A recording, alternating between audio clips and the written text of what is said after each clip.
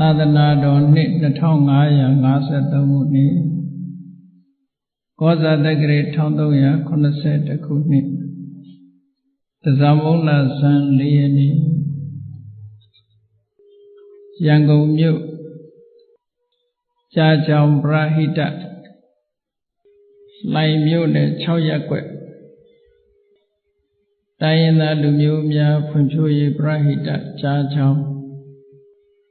ဩဘုံဟောဩဘုံပါဓမ္မဗိမာန်တော်အတွင်ဆင်ကျင်းပပြုလုပ်အပ်သည့်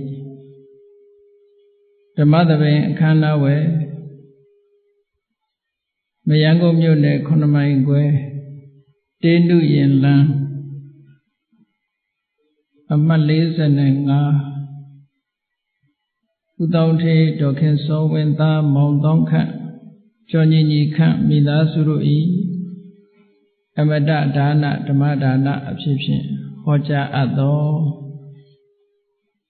ဓမ္မဒိဏထေရီမ၏ဓမ္မအဖြစ်များတရားဒေသနာတော်ဒီကနေ့ညဓမ္မသဘင်ခန္ဓာကိုရွှေဘုံတော်သခင်ရှင်တော်မြတ်ဘုရား၏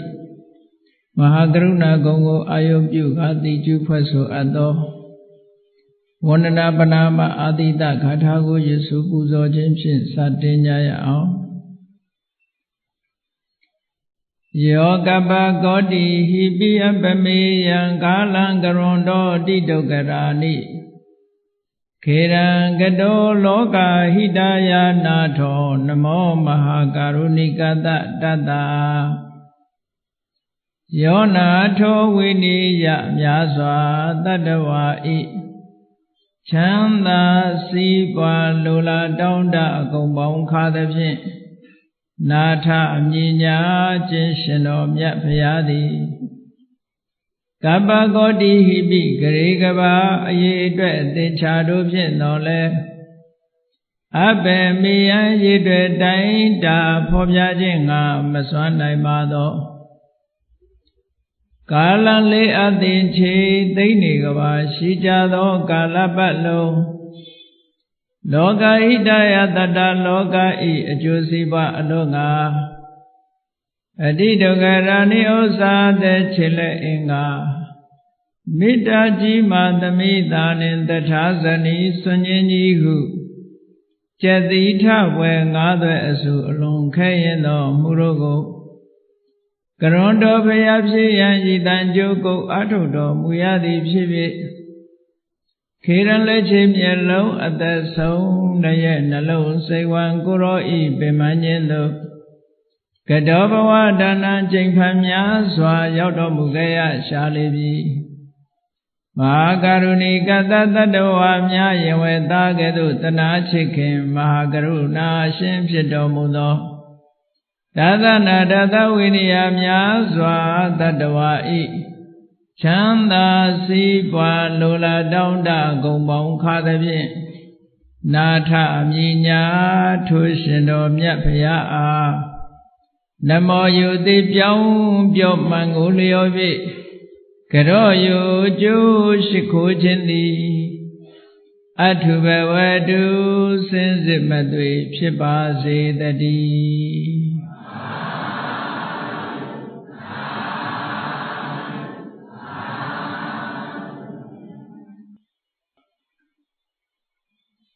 ဓမ္မဒိဏထေရီမ၏ဓမ္မအဖြစ်များ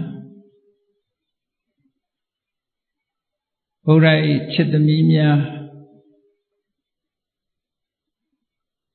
မြတ်စွာဘုရားလက်ထက်တော်အခါကာလတုန်းကအမျိုးသမီးဘက်ကသာသနာတော်တွင်ဝင်ရောက်ပြီးတော့သံဃေတာရိပ်ပယ်လို့ဘိက္ခုနီအသွင်ယူကတရားဓမ္မများကိုထူးထူးခြားခြားကျင့်ကြံကြိုးကုပ်အားထုတ်လို့အမျိုးသမီးတွေကပေါရောက်အောင်မြင်ခဲ့တဲ့ပုဂ္ဂိုလ်တွေဉာဏ်ပညာအလွန်ကြီးလာတဲ့ခေမာဆိုတဲ့ထေရီမရှိတယ်ရှင်သာရိပုတ္တရာမထေရမြတ်တို့ပဲမြတ်စွာဘုရားကခေမာထေရီမကိုလက်ရရန်အက္ခမဟာတာဝကအဖြစ် ဧကတာဝကအဖြစ်ချီးမြှောက်တော်မူခဲ့တယ်ဥပ္ပလဝန္နာထေရီမရဲ့ထူးချွန်မှုကိုအတိမတ်ပြုတဲ့အနေနဲ့မြတ်စွာဘုရားကရှင်မမောက္ကလံကဲ့သို့သောအစဉ်အတန်းမျိုးရှိတဲ့လက်ဝဲတော်ရန်ဧကတာဝိကအဖြစ်ချီးမြှောက်တော်မူတယ်ခုဓမ္မဒိဏဆိုတဲ့ဒီမျိုးသမီးဘိက္ခုနီမလည်းတရားဓမ္မကိုရှင်းလင်းဟောပြောတဲ့ဓမ္မဂတိကအရာမှာအလွန်ထူးချွန်တဲ့အမျိုးသမီးတစ်ပါးမျိုးသမီးဘိက္ခုနီတစ်ပါးဖြစ်တယ်။ဒါကြောင့်မြတ်စွာဘုရားကထူးတလီချီးမြှောက်ခဲ့တာဓမ္မဒိဏဆိုတာသူ့ရဲ့ပါရမီဖြည့်တဲ့ဘဝဘယ်ခေတ်ကစတော့မှတ်တမ်းအရာပြောလာလို့ရှိရင်ဒီကနေ့ဗဒ္ဒကဘာကနေနောက်ဆုတ်ပြန်ပြီးရေတွက်လိုက်လို့ရှိရင်ကဘာတသိန်းအဲ့ဒီကဘာတသိန်းမှာဘဒုမုဒ္ဒရဆိုတဲ့မြတ်စွာဘုရားပွင့်တော်မူခဲ့တယ်ဘဒုမုဒ္ဒရမြတ်စွာဘုရားလက်ထက်မှာလူဘဝဖြစ်ရတော်လည်းပဲဒီဓမ္မဒိဏအမျိုးသမီးအလောင်းလျာလေးဟာသူတစ်ပါးရဲ့ကိစ္စဝိစ္စတွေကိုဆောင်ရွက်လုပ်ကင်ပေးရတဲ့အလုသမားဘဝဖြစ်ရတယ်ပစ္စည်းဥစ္စာမရှိသည့်အတွက်ကြောင့်အိတ်တအိမ်မှာအလုပ်ကိစ္စများကိုလုပ်ကင်ပြီးတော့နေရတယ်သို့တော်လည်းပဲသူ့မှာဉာဏ်ပညာထက်မြက်ခြင်းဆိုတဲ့အရည်အသွေးနဲ့ကိုယ်ချင်းတရားကောင်းမွန်ခြင်းဆိုတဲ့အရည်အသွေးနှစ်ခုသူ့မှာရှိတာတွေ့ရတယ်တထေးအိမ်တအိမ်မှာအလုပ်လုပ်ရင်ထိုခေတ်ထိုကာလတုန်းကရေချိုးဖို့တို့သုံးဖို့တို့ဆိုတာမြစ်ကိုသွားပြီးတော့ရေခတ်ကြရတယ်ဒီနေ့တော့သူမြစ်ကိုရေကဆင်းရဲနဲ့ဘဒုမုဒ္ဒရမြတ်စွာဘုရားရဲ့လက်ဝဲတော်ရန်ဧကတာဝိတာဝကရှင်သူဇာတာတဲ့အဲ့ဒီမထေနဲ့လမ်းမှာပက်ပင်းမှာကြုံတွေ့ရင်ရေကသွားရင်စားဖို့ဆိုပြီးတော့ယူလာတဲ့မုတ်ကောင်းတော့ကောင်းမဲ့မုတ်တော့မဟုတ်ပါဘူးခုခေတ်အိန္ဒိယနိုင်ငံမှာဆိုရိုတီဆိုတဲ့မုတ်ဂျုံကိုပြပြီးတော့กินထားတဲ့မုတ်မျိုးအဲ့ဒီမုတ်ကတခါတရံသူတို့ခပိုက်ထဲမှာတို့အဝတ်ထဲမှာညှက်ပြီးတော့ယူလာလမ်းမှာအစာပြေစားဖို့ဆိုယူလာတဲ့မုတ်လေးတရားတရားပေါက်ပြီးတော့အဲ့ဒီမထေရမြတ်ဆွမ်းကံဝင်လာတာတယုတသိလက်ဆုံမုတ်ပြီးတော့သူ့မုတ်ကလေးကိုလှူလိုက်တယ်လှူလိုက်တဲ့အခါကျတော့မထေရမြတ်ကလည်းဒီမျိုးသမီးလေးကိုချီးမြှောက်တဲ့အနေအားဖြင့်အကတ်ခံတဲ့နေရာမှာပဲတင့်တော်တဲ့နေရာလေးထိုင်ပြီးတော့အဲ့ဒီမုတ်ကိုဖုံးပြီးသုံးဆောင်ဝမ်းသာလိုက်တာသူလှူတဲ့မုတ်လေးကိုဖုံးပေးတယ်ဆိုပြီးတော့ဝမ်းသာရုံနဲ့မကဘူးဒီမုတ်ကလေးတစ်ချက်နဲ့တော့ဒီမထေရမြတ်ဝမ်းမှာမဟုတ်ဘူးဆိုပြီးတော့အိမ်ကိုပင့်လာတယ်အိမ်ရောက်တဲ့အခါကျတော့သူ့ရဲ့အလုရှင်အိမ်ပိုင်တထေးကြီးကလည်းသရတရားကောင်းသူဖြစ်တော့ဒီမျိုးသမီးတွေပင့်လာတဲ့သူဇာတမထေရကိုအိမ်မှာဆွမ်းခဲပွဲဘောဇဉ်ချိုးချင်းရတာဖြားဖြားလေးဆက်ကလှူဒန်းလို့အဲ့ဒီဓမ္မဒိဏလောင်းအမျိုးသမီးလေးကိုကျေးဇူးတင်တဲ့အနေနဲ့အစိကံအဆင့်ကနေပြီးတော့ချွေးမအဆင့်ပေးထားတယ်တဲ့ချွေးမအဆင့်ဆိုတော့သူကအလွန်အဆင့်မြင့်သွားပြီပေါ့အဲ့ဒီချွေးမအဆင့်ပေးလိုက်တဲ့အခါကျတော့စတဲ့တဘိုးတိုးပြီးတော့ကုသိုလ်ကောင်းမှုတွေလုပ်ငကိုယ်တည်းကအသိဉာဏ်ထက်မြက်သူကိုချင်းတရားကောင်းသူဖြစ်တော့မြတ်စွာဘုရားကျောင်းတော်သွားလို့တရားဓမ္မနာဒီနေ့တော့မြတ်စွာဘုရားကတရားဟောပြောတဲ့နေရာမှာထူးချွန်ထက်မြက်တဲ့ အမျိုးသမီးဘိက္ခုနီတူဦးကိုဧတရေဘွယ်သူဖြင့်ချီးကျူးမြောက်စားနေတာပရိသတ်ထဲမှာတွေ့ရတော့အမတန်မှအားကြတယ်အားကြလို့ဘုရားမှုရှိတဲ့တန်ဃာတော်တွေကိုပင့်ပြီးအလှကြီးတန်းကြီးလုပ်ပြီးတော့အဲ့ဒီဘိက္ခုနီမမျိုးဖြစ်ပြရစေလို့ဆုတောင်းတယ်ဒါကိုလိုချင်တဲ့ဆုတစ်ခုကတော့တောင်းတဲ့နယ်လို့ဒီလိုဆိုတယ်ဆုတောင်းမှုမရှိဘူးဥပမာပဲဣဒံမေပုံညာနိဗ္ဗာနတပစ္စယောဟောတုဆိုတော့နိဗ္ဗာန်ကိုပဲဆုတောင်းတာတော့နိဗ္ဗာန်ရမှာတော့သိချတယ်ဘယ်ဘဝနဲ့ရမယ်ဆိုမသိချဘူးအေးဆုတောင်းတော့မယ်ဆိုလို့ရှိရင်တော့လိုအပ်တဲ့အရေးချင်းတွေကတော့တတ္တာရှိဖို့လိုတယ်သီလရှိဖို့လိုတယ်သုတဆိုတာရှိဖို့လိုတယ်စာခဆိုတဲ့ဆွမ်းလွတ်မှုရှိဖို့လိုတယ်ပညာဆိုတဲ့အသိရှိဖို့လိုတယ်အဲ့ဒီတရား၅ပါးပြည့်စုံပြီဆိုလို့ရှိရင်ဘဝတစ်ခုဌာနတစ်ခုဆုတောင်းတဲ့နယ်လို့ထေရဆရာကြီးကဆိုထားတယ်အကယ်၍ဆုမတောင်းဘူးဆိုရင်ဘဝတို့ဂတိတို့မမြဲဘူးတဲ့ဖြစ်ချင်တဲ့ဘဝဖြစ်မှာပဲသို့တော့ကောင်းတဲ့ဘဝတော့ကုသိုလ်ကြောင့်ဖြစ်မှာတော့သိကြတယ်ပေါ့ဒါကြောင့်ဥဒိချက်ကလေးတစ်ခုနဲ့ဆုတောင်းတဲ့နယ်ပေါ့နိဗ္ဗာန်ဆိုတာကတော့ရေပုံရအပြင်ဆုတောင်းတဲ့ဟာတစ်ခုဘယ်ဘဝနဲ့နိဗ္ဗာန်ရမှာမသိဘူးလေလူဘဝနဲ့ရမှာလားနတ်ပြည်မှာရောက်ပြီးရမှာလားဗြဟ္မပြည်ရောက်ပြီးရမှာလားဆိုတာမသိကြဘူးပေါ့ရတော့ရမှာပဲသို့သောကိုလိုချင်တဲ့ဘဝလေးတစ်ခုကနေပြီးတော့ယက်တည်ပြီးနိဗ္ဗာန်ကိုသွားမယ်ခုနပြောတဲ့အည်အသွေးတွေရှိပြီဆိုလို့ရှိရင်အဲ့ဒီပုဂ္ဂိုလ်ရဲ့ဆုတောင်းမှုကပြည့်တယ်လို့ဒီလိုဆိုတာအဲ့တော့သူကထူးခြားတဲ့ဆုလေးပါတောင်းလို့ဆို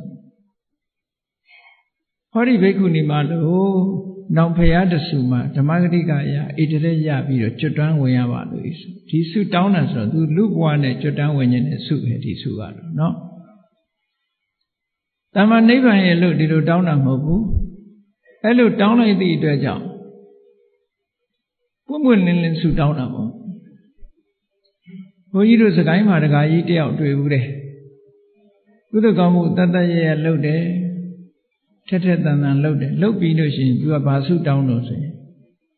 သဗ္ဗညုဖေယဖြစ်ရပါလို့ဤလို့ပဲဆုတောင်းတယ်သူအမြဲတမ်း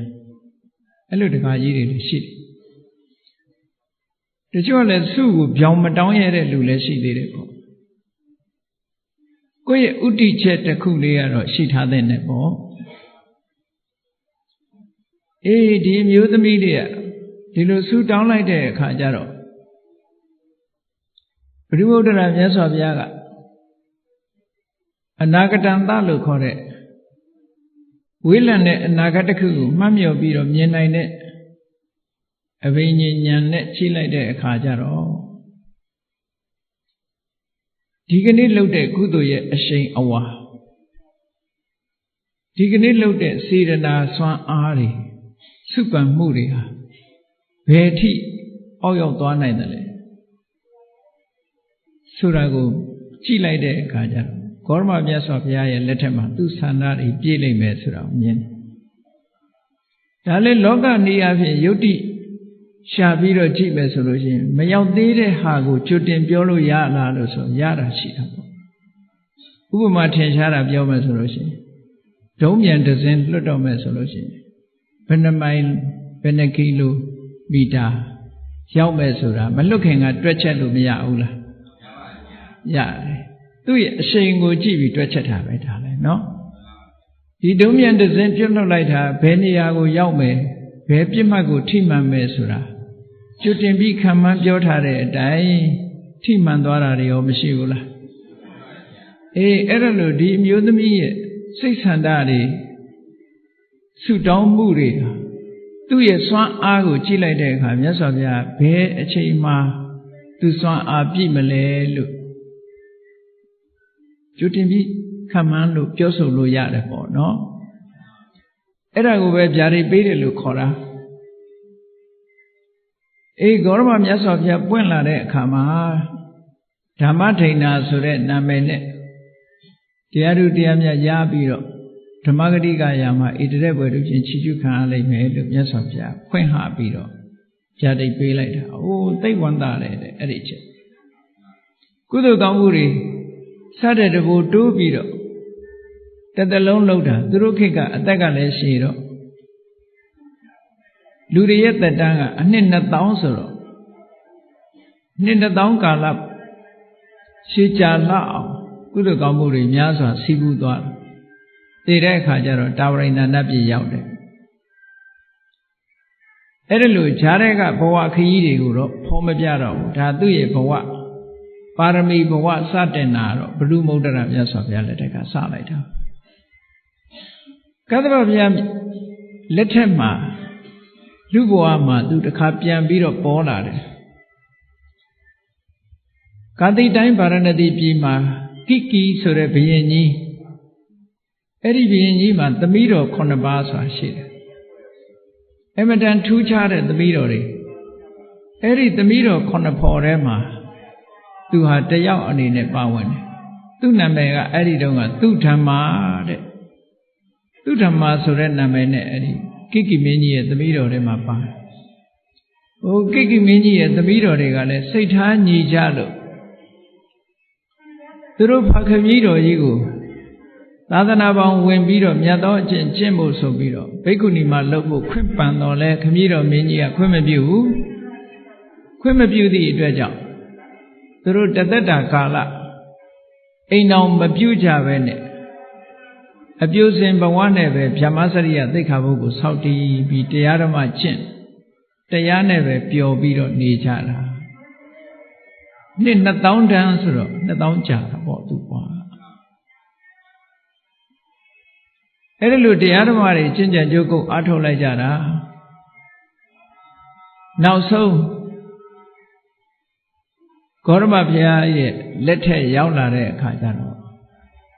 ရာဇဂြိုလ်ပြည်မှာသူလူဘဝပြန်ရလာတယ်ရာဇဂြိုလ်ပြည်ရောက်လာတဲ့အခါကျတော့သူ့အဆင့်တန်းကအင်မတန်ချမ်းသာကြွယ်ဝတဲ့တထေးတူရဲ့သမီးလာဖြစ်တယ်ပေါ့တထေးသမီးလာဖြစ်အဲ့ဒီတထေးသမီးလေးကငယ်ငယ်ရွယ်ရွယ်နဲ့ပဲအိမ်တော်ရသားကြတယ်သူကဲ့သို့ဥစ္စာပစ္စည်းချမ်းသာကြွယ်ဝတဲ့ဝိတာခဆိုတဲ့အမျိုးသားတယောက်နဲ့အိမ်တော်ကြတယ်ပေါ့အဲ့တော့ဗုဒ္ဓစာပေမှာဝိတာခဆိုတဲ့နာမည်ကကျောင်းမကြီးဝိတာခါတော့လူတိုင်းသိကြတာပေါ့နော်ဒါကအမျိုးသားတထေသားဝိတာခလို့ခေါ်တယ်ကျောင်းမကြီးဝိတာခါကြတော့ဝိတာခလို့ခေါ်တယ်ပေါ့အဲ့တော့ဝိတာခဆိုတဲ့တထေသားတူနဲ့အိမ်တော်ရသားကြချမ်းချမ်းသာသာပဲသူဘဝခရီးကိုရှောက်ရတယ်အဲ့ဒီဝိတာခဆိုတဲ့အမျိုးသားကလည်းဘုရားတရားကိုအလွန်ကြည်ညိုတော့ဘုရားတရားတွေနာရင်နဲ့သူကသောတပန်အဆင့်ကနေပြီးနောက်ဆုံးအနာဂံဖြစ်သွားတယ်လူဘဝမှာနေရင်ထိုင်ရင်စီးပွားရှာရင်ကျောင်းတော်ကိုနေ့စဉ်သွားတရားနာရင်ကနေပြီးတော့အနာဂံဖြစ်သွားတယ်အေးအနာဂံဖြစ်လာတဲ့နေ့မှာကျောင်းတော်ကပြန်လာခါတိုင်းနေ့တွေနဲ့မတူဘူးခါတိုင်းသောတာပန်တို့သကရာဂံတို့ဘဝတုန်းကတော့ကျောင်းကပြန်လာတဲ့ဆိုရဲမောမောနဲ့နော်ပျော်ပျော်ပါပါကြီးအဲ့ဒီပြန်လာတာအိမ်ရောက်တဲ့အခါကျတော့အိမ်ပေါက်ဝါကနေပြီးတော့ဓမ္မဒိဏကစီးချူပြီးတော့လက်ကမ်းတယ်သူ့လက်ကိုဆွဲပြီးတော့အိမ်မော်တက်တာဒါလုံနေကြလို့ဖြစ်နေတယ်အနာဂံဖြစ်လာတဲ့နေ့ကျတော့လာကြတဲ့ကစက္ခုံတရေချလာအိန္ဒြေရဘယ်မှသိမကြည့်တော့မျက်နာကလည်းခတ်တီတီနဲ့လာတာဓမ္မဒိဏကခါတိုင်းလိုပဲအိမ်ဥကနေစီးကြိုပြီးတော့လက်ကမ်းတော်လဲလက်မဆွဲတော့ဘူးတဲ့အဲ့ဒီနေ့မှာမျက်နာကလည်းတီတီတန်းတန်းနဲ့လက်မဆွဲပဲနဲ့အိမ်မော်တက်ဓမ္မဒိဏရဲ့စိတ်ထဲမှာတော့စိတ်ထဲမှာမကောင်းဘူးပေါ့ခါတိုင်းနဲ့မတူဘူးအမူအရာပြောင်းနေတယ် သို့တော့သူကြည့်လိုက်ရင်လည်းစိတ်ဆိုးတဲ့ပဒံတော့မရှိဘူးဆိုတာသူကဲခတ်လို့ရတယ်ပေါ့မမေးဘူးနောက်တည့်ထမင်းစားတဲ့အချိန်ထိအောင်ထမင်းစားတဲ့အခါကျတော့ခါတိုင်းဆိုလို့ရှိရင်ဖွဲဖွဲရရစကားစမြည်တွေပြောလို့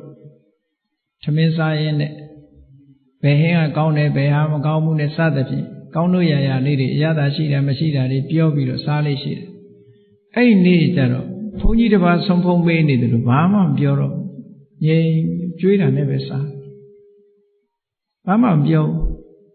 မပြောရင်လည်းမဟုတ်ဘူးစားတော့ပြီးတာနဲ့တပြိုင်နက်လက်ဆေးပြီးတော့ထသွားတယ်အဲ့ဒီမှာလဲဓမ္မဒိဏအကဲခတ်စိတ်မကောင်းဖြစ်တယ်စကားစမြည်အေးအေးသာသာပြောတဲ့အခါကျတော့ဓမ္မဒိဏနဲ့နှစ်ယောက်တည်းအေးအေးသက်သက်သာသာထိုင်ရင်စကားပြောတဲ့အခါကျဘာပြောတော့ဆိုရင်ဒီကနေ့ကစပြီးတော့အိတ်စီးပွားရေးတွေငါမစီမံတော့ဘူးမဲမဲစီမံတော့ရှိသမျှငွေကြေးဥစ္စာဓနတွေကိုလည်းမင်းကိုအကုန်လွှဲတယ်ဆိုတဲ့စကားပြောတာလေပေါ့အနာဂံပုဂ္ဂိုလ်များကကာမအာယုန်တွေနဲ့ပတ်သက်လာလို့ရှိရင်သူတို့မှခံစားလို့တဲ့စိတ်လုံးဝမရှိတော့ဘူးအဲ့ဒီစကားပြောလာတော့ဓမ္မဒိဏကသူအကဲခတ်တယ်ငါပေါ်စိတ်ဆိုးတာတို့မကျေနပ်တာတို့မရှိတာတော့သိကြတယ်ပေါ့လူတယောက်ဟာမကျေနပ်ဘူးစိတ်ဆိုးတယ်ဆိုရင်သူ့ပစ္စည်းတွေလွှဲမှာမဟုတ်ဘူးသူများပေးပြခြင်းပေးပြမှာသူ့တော့ပေးမှာမဟုတ်ဘူးပေါ့နော်အခုတော့ပစ္စည်းဥစ္စာတွေကိုလွှဲတာထောက်တော့ငါပေါ်မကျေမနပ်ဖြစ်တာမဟုတ်ဘူးဘာဖြစ်လို့များဒီလိုလွှဲတယ်လဲသူကတော့ဘာလို့မှလဲဆိုတာကိုမေးမြန်းတဲ့အခါကျတော့ငါကတော့မင်းကြွေးသမျှနဲ့ပဲအေးအေးဆေးဆေးနေတော့မယ်အလုပ်ကိစ္စတွေအိမ်တော်မှုကိစ္စတွေငါတခုမှမလုပ်တော့ဘူး။ဘာဖြစ်လို့တုံးလို့ဆိုတော့ဒီကနေ့မြတ်စွာဘုရားရဲ့တရားကိုနာရတဲ့အခါကျသူ့တဏ္ဍာမှာကာမရာဂနဲ့ဗျာပါဒလို့ဆိုတဲ့ကာမဂုဏ်အာယုံခံစားလို့တဲ့တဏှာဆန္ဒအလိုမကျလို့စိတ်ထဲမှာမကြေမနပ်ဖြစ်တဲ့ဒေါသဆိုတာသူ့တဏ္ဍာမှာလုံးဝမရှိတော့ဘူးတဲ့။အဲ့ဒီနှစ်ခုပြောက်သွားအဲ့ဒါလို့ပွင့်ပွင့်လင်းလင်းပြောဆိုလိုက်တဲ့အခါကျတော့ဓမ္မဒိဏကလည်းစဉ်းစားတယ်နေပါဦးအခုလိုအမတန်ချမ်းသာကြွယ်ဝတဲ့ပစ္စည်းဥစ္စာတွေကိုစွန့်နိုင်လောက်အောင်စွန့်ရည်တတ္တိရှိတယ်ဆိုတဲ့တရားမျိုးသူတို့ရောသိခွင့်မရဘူးလားကျမတို့ရောသိခွင့်မရဘူးလားဆိုတော့သူကပြောတယ်ဟာအကုန်လုံးသိခွင့်ရပါတယ်တရားဆိုတာအမျိုးသားအမျိုးသမီးကြာမမရွေဘယ်သူပဲဖြစ်ဖြစ်တရားရဲ့အရသာခံစားသိရှိနိုင်ပါတယ်ဒီလိုဆိုရင်ကောင်းပြီတဲ့သူကလည်းအပြတ်ပဲနော်ရှင်အနှင်းတဲ့ပစ္စည်းတွေအိမ်တော်ရေးကိစ္စတွေကျွန်မတောင်းမယူဘူးဘိက္ခုနီဘဝပြောင်းတော့မယ်ပေါ့ဘိက္ခုနီဝတ်မယ်ဘဝလည်းဝမ်းမြောက်ဝမ်းသာခွင့်ပြုလိုက်တယ်သူကလည်းဗိမိတာရမင်းကြီးနဲ့အလွန်ရင်းနှီးတယ်ရင်းနှီးတော့ဗိမိတာရမင်းကြီးကအကုန်လုံးစီမံပေးတယ်စီမံပေးတော့ဘုရားကျောင်းတော်သွားပြီးတော့ဘိက္ခုနီဝတ်တယ်သူတို့ကတထေးတွေမြို့ရဲ့မျက်နှာဖုံးလို့ပြောမှာပေါ့ခုခေတ်လို့ဆိုဒါစကြိုပြေကမျက်နှာဖုံးတထေးကတော့တမျိုးလုံးဟာအုပ်အော်တောင်းလဲအမတန်ချမ်းသာအသက်လည်းငယ်ငယ်ရှိသေးတယ်ပစ္စည်းဥစ္စာတွေအကုန်စုပြီးတော့ခုခေတ်လို့ဆိုရင်သီလရှင်ဝတ်သွားတယ်ပေါ့နော်ဘိက္ခုနီမှာဝတ်သွားတယ်ဆိုတော့တအုပ်လုံးတမျိုးလုံးဟာအုံးကျက်ကျက်ထူးဆန်းတဲ့သတင်းတစ်ခုအနေနဲ့ပြောနေကြအဆန်ချမ်းသာတဲ့ပုဂ္ဂိုလ်ဆိုတော့လေလာတွေ့တဲ့ပုဂ္ဂိုလ်တွေကအများကြီးလေမိတ်ဆွေတွေဘိက္ခုနီဝတ်သွားတဲ့အခါလေဘိက္ခုနီမှာကြောင်းလာပြီးတော့တွေ့ကြတာမေးကြမြန်းကြလာပြီးတော့လှူကြတန်းကြနဲ့ဆိုငါဒီမှာနေလို့တော့မဖြစ်ဘူးဆိုပြီးတော့ဘယ်သူမှမသိတဲ့တောတနေရတောချောင်းတနေရသို့မဟုတ်တောရွာကကျောင်းအဲ့ဒါလိုကျောင်းဘက်ကိုထွက်သွားလိုက်တာထွက်သွားပြီးတော့အဲ့ဒီမှာတရားအထုတ်တယ်ကျိုးကျိုးဆဆနဲ့တရားအထုတ်လိုက်တာတလပြည့်တဲ့အခါကျတော့ရသကျုပ်ပြည်ပြန်ရောက်လာ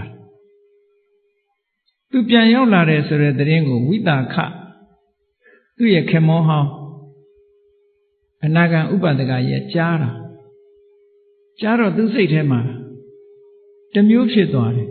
နေစမ်းမအောင်တရားအထုတ်မယ်ဆိုပြီးတော့ခုခေတ်လို့ဆိုရင်ရိတ်တာသွားတယ်ပေါ့နော်ရိတ်တာဝင်တာတစ်လပဲရှိသေးတယ်ပေါ့တရားအထုတ်မယ်ဆိုပြီးတော့သွားတာအခုတစ်လပဲရှိသေးတယ်ပြန်ရောက်လာပြင်းပြီးတော့လူများပြန်ထွက်ချင်လို့လားဘာလို့များပြန်လာတာပါလဲလို့သိချင်လာတယ်ဒါလည်းသဘာဝပဲနော်သို့တော်လည်းပဲသွားပြီးတော့ခုခေတ်လူတွေဆိုရင်ဘယ်လိုမေးဘာလို့ပြန်လာတာတော့ဟုတ်လားတရားအထုတ်နေတာဟုတ်ကဲ့တန်းနဲ့ဘာလို့ပြန်လာတာပြင်းလို့လားလူထွက်ချင်ပလားနဲ့မေးကောင်းမေးလိုက်မယ်ဝိသခာတကကြီးကအဲ့ဒါလို့မမေးဘူးသိရင်ကျေးတယ်သူကမတော်ဘူးအဲ့ဒီမေးခွန်းမျိုးသွားမေးတာသူ့စော်ကားရရောက်တယ်ပေါ့အဲ့လိုမေးရင်စော်ကားရရောက်တာပဲဟုတ်တယ်လေပြင်းသလားလို့ဆိုလို့ရှိရင်ဒါလူပြင်းဆိုတဲ့အဓိပ္ပာယ်မျိုးကဲ့ရတာတပိုင်းပါနေသေးတယ်ဟုတ်ကဲ့လားလူထွက်ချင်လို့လားဆိုလဲသူ့ကိုထင်သေးတဲ့သဘောပါနေတယ်လေအဲ့ဒါကြောင့်မို့လို့အဲ့ဒီမေခွန်းမျိုးကိုရှောင်တယ်သူကမမေးဘူးသွားပြီးတော့တွေ့တယ်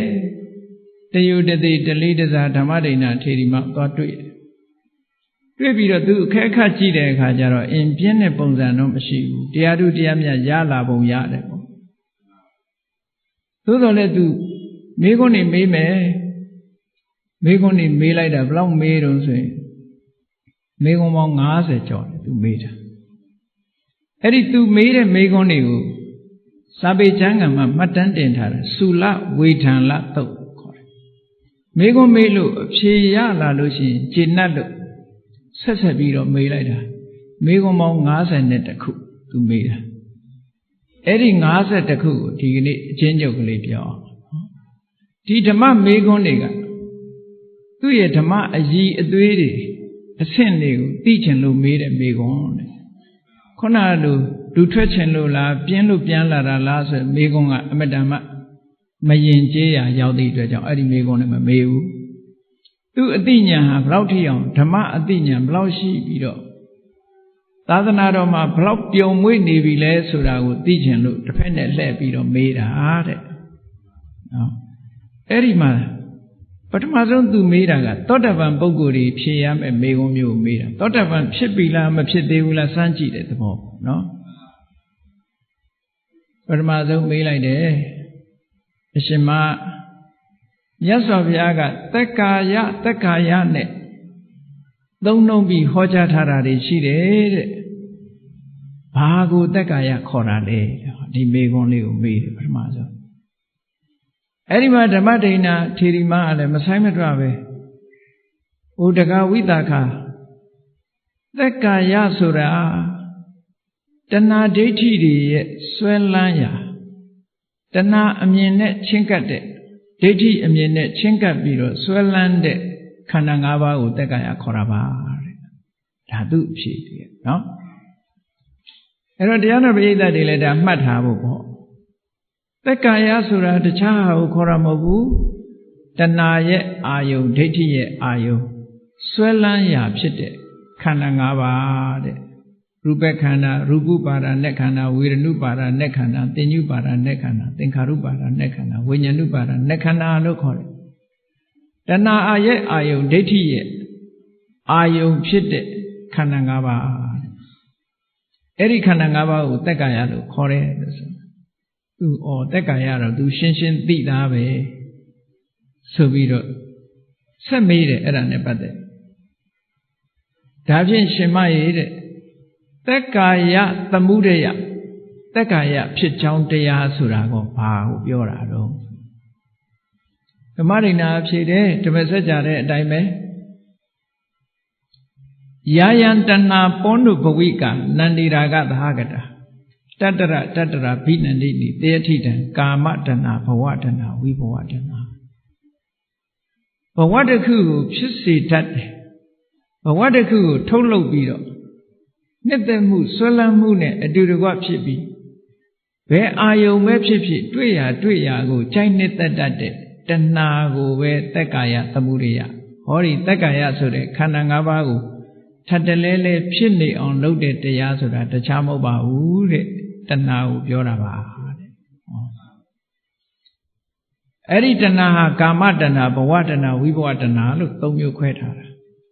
ကာမတဏှာဆိုတာကာမဂုဏ်အာယုန်တွေနဲ့ပတ်သက်ပြီးတော့လိုချင်တတ်မဲ့တာဘဝတဏှာဆိုတာကာမဂုဏ်အာယုန်ဒီအပေါ်မှာမှားယွင်းတဲ့အမြင်ကလေးနဲ့ထာဝရမြဲတဲ့အရာလို့ထင်မှတ်ပြီးတော့တွေ့တာဘဝတဏှာဝိဘဝတဏှာဆိုတာအဲ့ဒီကာမဂုဏ်အာယုန်တွေကိုပဲတဘဝတစ်ခါပဲပြီးရင်ပြတ်တာပဲလို့ဆိုတဲ့အတွေး